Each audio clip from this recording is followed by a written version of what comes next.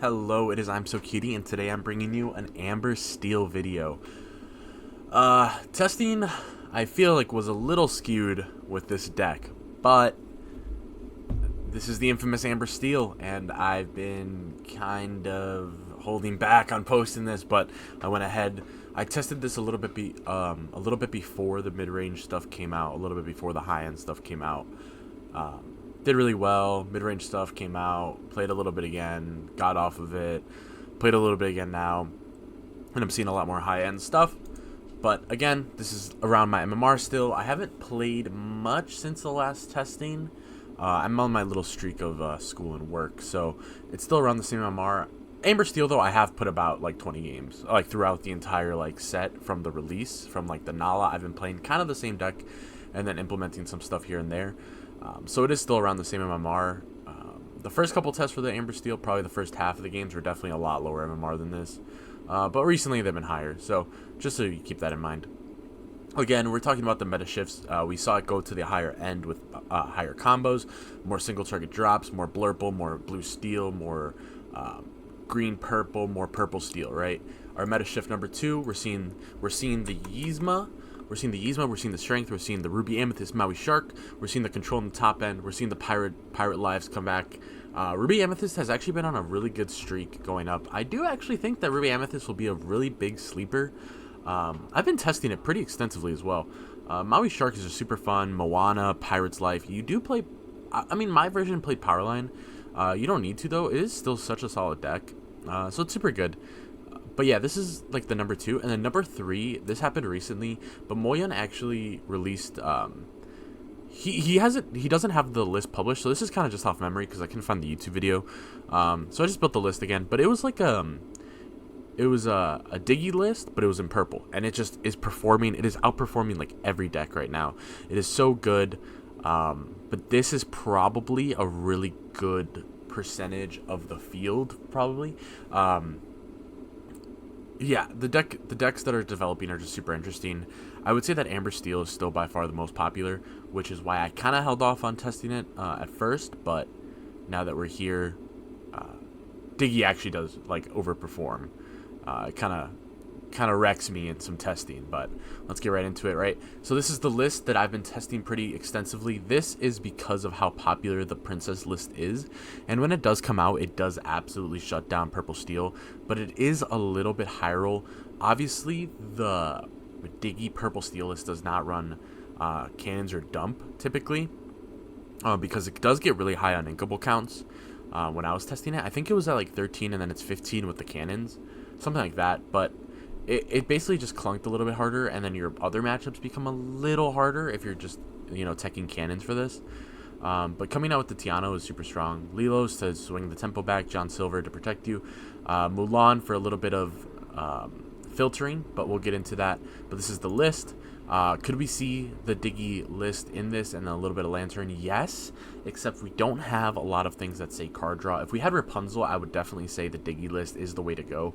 But you only have one kind of draw engine, and so you kind of need to be aggro in this meta. And this is why the list is made and tailored this way, because you just cannot afford to not be aggro with only affording Doc, really. You don't have Rapunzel, you don't have Whole New, you don't have Ariel, you don't have Naveen, things that enabled you to play really recklessly in high uninkable counts. So yeah. Could we also see Calhoun and Pluto? We definitely could. I did miss Calhoun. The first couple lists that I played with her did actually have it, but with the full like swap over to aggro, I didn't really want to include it because I kind of just forgot about it. It was kind of just all up to Lilo and a lot of like the smaller drops, but I definitely could see the deck becoming more like mid-rangey. The thing is, just purple is so strong in the late game that Amber Steel just cannot compete as a mid-range deck. So I do feel like it just has to be full aggro or just a completely different build, right? Like a creature build, like a high tempo, like Stitch Surfer, pinging damage, Tinkerbells, things like that. But I never really tested that, so I didn't want to include it. The worst matchups by far are when people drop Captain Hook, Calhoun, and Lilo, and you just get absolutely board wiped. You just cannot recover. It is so difficult to deal with Calhoun on the other side of the board unless you have the Lady Strength, which I'll talk about later. And then Clarabelle Under the Sea. Blue Cow is absolutely just so destructive.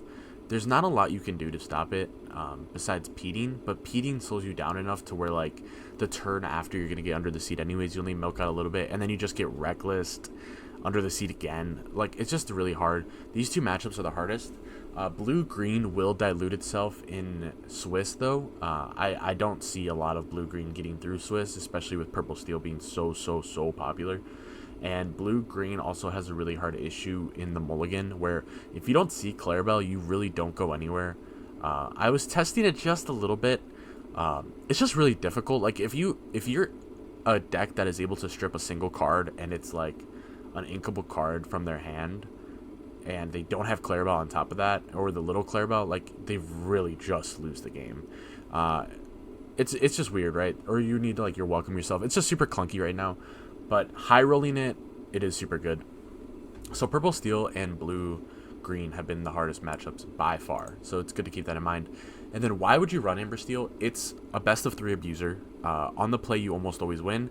On the draw, you can literally adapt and then win because you're playing at a different pace now. There's a lot of games where I was just kind of keeping things untapped and questing for 12, demanding the Tiana response. It was like, oh, well, I just won in 2 turns because I played differently on the draw, etc. But it basically just takes advantage of a lot of understated colors that are not steel.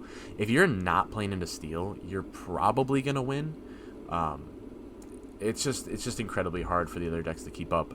Other decks need stat boosters, they need challenger boosters, they need effects that bring you back to the hand or under the deck and things like that. So it just really abuses understated colors that need combo pieces, because when another deck needs 3 cards to clear your board, or the 1 card, like you're playing the 1 daisy, and that 1 daisy can't be removed from the board unless they play Clarabelle Under the Sea. That's just an incredible demand. So Amber Steel does take advantage of understated colors and the lack of removal, and that is why it's going to be so good. And I do still believe it's probably going to be the most popular deck by like a little percentage over purple steel within the first week of huge events. So that is my call there. These cards are just absolutely broken. Tiana nullifies purple almost immediately. It's just so hard for purple without steel to come back from Tiana, especially with the Aurora package. Lady is just BOGO. It is so broken to play another character, and then the next turn play Doc and another 5 characters. Lilo, best tempo swinger in the game right now. Just an absolutely cheap cricky. It is so good. I love it. And yeah. Semi-like Luster. Lilo, only because if you win the dice roll, you're only having her applied in the match 1 out of 3, right? Or, yeah, 1 out of 3 when you're on the draw, really, to tempo swing back. Or if things get, like, super messy. Obviously, she is a little bit understated with 2/2, only questing for 1, so she is slow for the deck. But I just feel like it's necessary when things go bad.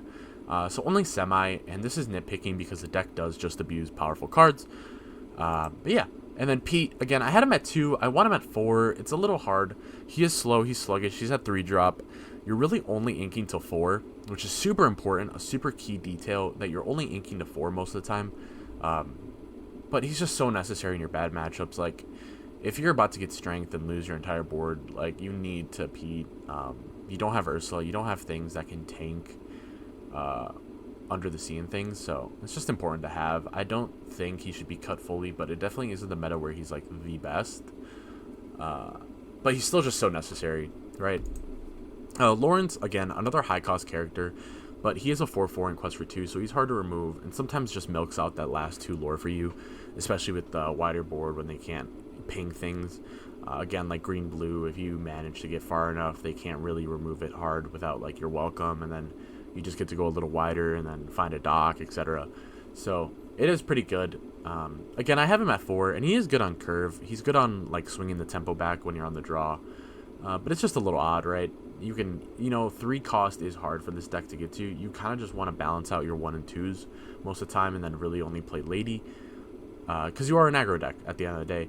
I'm not too crazy on aggro decks. I've played Amber Amethyst for a little bit, but it was more tempo. And then I have played Amber Steel for probably like 4 or 5 sets, right? No, like not even 4 or 5 sets, like 3 sets, 3-4 sets. Played it at DLC, but it was always like song decks and tempo. I never really liked aggro. I played the high ends. So, it's just kind of my take on this card. Again, semi-lackluster. Tiana is the same thing, right? It's an uninkable 3-drop that quests for 2. But the thing is, if you don't have Aurora, she's coming out for an expensive cost, on an inkable cost, and then until turn 4, right? So you need a high roll for her. But if you do a high roll for her, you basically just win the game. The snowball power is just too strong, right? So, insane cards. Lady, just buy one, get one free.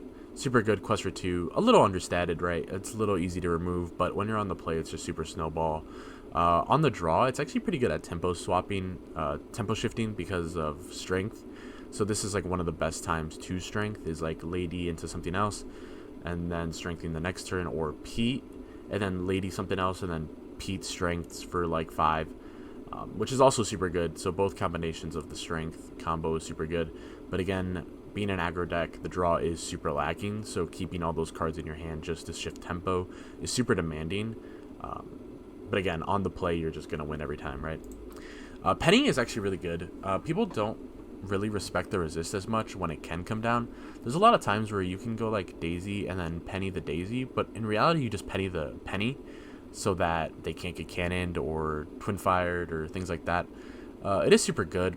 I think it's a little underused. I've seen it a fair amount, but it's usually never on the correct targets when I can like board wipe almost, and then it is a little susceptible to Bell, so the math kind of gets wonky, but the resist one is super good, especially for trading, right? For Calhoun, for a little bit when I first started, playing her with Calhoun made trades just so good. Super favorable. You keep Calhoun on board with only 1 damage, and then yeah, you have a 2-quester. So a super good card, underused. I think she should be a 4 of. Super good. Mulligan curve on the play. When you don't have Rhino, I do like keeping the Daisy Doc. You always need to keep Doc. He is your only draw engine. Penny, obviously, for herself, and then Lady for the Doc or whatever else you draw into. The deck is really good at kind of keeping its own flow as long as you have the core cards. So as long as you have the core cards, you do kind of flow well, and, you know, the Lady will find a different target for the Doc to then hit a different target, right? Mulan I do like, and I do enjoy keeping because she's really easy to cheaply filter your hand, especially if you find 2 Docs. And she's also pretty good into trading, like Mulan, Penny. So if you have to see it, you know, on the play. Also finding inkables is super good. So that's why I keep her. Otherwise, she's just ink, right? If you have a really strong hand besides these 5. But core-wise, this is really good. Number 2, I do like the Rhino line. Obviously, Rhino line is the strongest. I like going Rhino, Lady Nala, Mulan if you need a filter, if you don't have this Doc. And then just ink, play something, play Doc. You're basically winning, right? You're playing with super tanky characters that are just super good.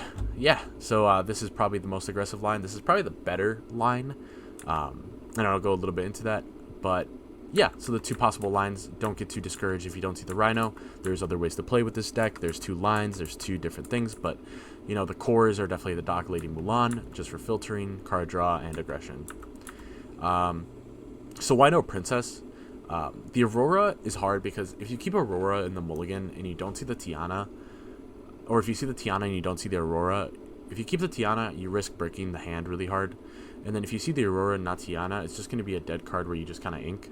And if you like try to play the Aurora with like the hopes of drawing something, it's just really bad. That's just a really bad way to play, especially like in terms of like statistics of finding 1 in 52 cards. But yeah, it's just a little odd. So I like Mulan more in the mulligan as a super cheap filter card. Obviously, if you have Aurora and Tiana, you will always keep Aurora, but I didn't want to include it in the line because I don't want anybody to think that it's like the true core of your first 7.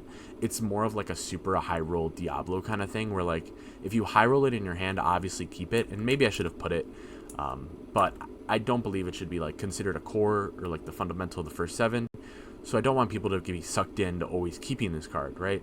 I don't want you to keep this 1 card and then mulligan 6 just to find the Tiana. It's just not a good way to play, and it's not consistent. You'll probably lose on the play and on the draw, so it's just not good. So that's why I'm not, you know, saying Aurora, right? On the draw, it's a little bit similar actually. So I do actually like Rhino a lot because he's just a super big combatant. Again, Mulan to do this, and then Lady is just the tempo shifter, right? This Lady could be either Lawrence or Pete, so I'm sorry that I did not put that, because the strength is really important. Again, it's kind of the same math that we see in every single steel deck. You want to go 1, 2, 3, and then 4, try to provide a clear of 2 to 3. Like, Rhino will hit something first turn, we'll go into the Lady turn, Rhino will probably hit something else, that's 2. Post Lady turn, you're going to ping something for 2, that's 3. And then maybe Rhino hits one more time, right? And then otherwise, you're also still playing with two on board, and then something super strong to quest, and then filtering, and then your card draw. Everything else kind of just finds itself in the hand again. Amber Steel is really good at just having sort of a flow. The likelihood is that you draw into daisies, or your bodyguards, or another dock, or what are some other cards in the deck? It's kind of just, your other tanky characters, your Lilos and things. So pretty self-explanatory though. Like, you just really want to find this Rhino.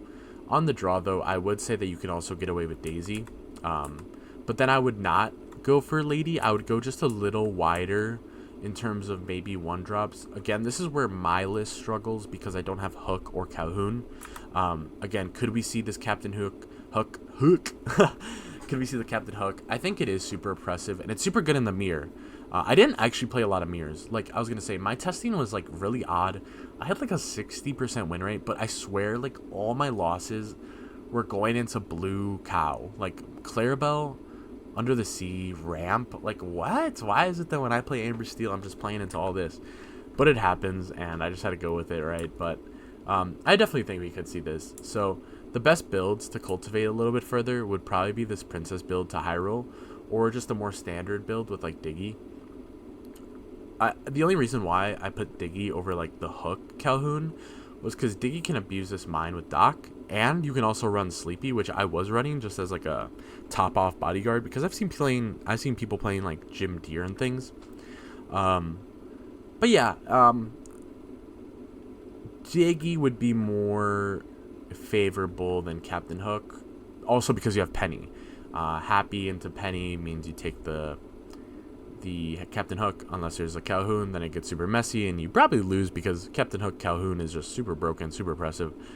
But this time you are playing, like, your own thing, a little bit more tempo based on the Diggy side, trying to find a little bit better hands, right, and filtering and the mine and all this. But these would be the two builds that I would cultivate further. Again, I don't think that the stage Amber Steel is in, it could be any different unless you're playing, like, a really big Net Zero, Tinkerbell, Surfer Stitch, like, high-end pinging deck, which has worked. I've played it just for a little bit. I played, like, a Stitch Surfer, Tinkerbell, Be Our Guest, which is performing okay, but it couldn't really deal with the top end of, like, Blurple at the time. So this is kind of what I'm going for. Again, Purple Steel is, like, your only bad one because Blurple, you need combo pieces. Blue-green, you need combo pieces. Every other deck needs combo pieces to answer you, and you kind of just quest, which is super good. So yeah, I hope and don't hope that you are going to be playing Amber Steel in the first week, because this deck is just so crazy fast. But yeah, thank you guys for tuning in, and I hope you learned a little bit about Amber Steel.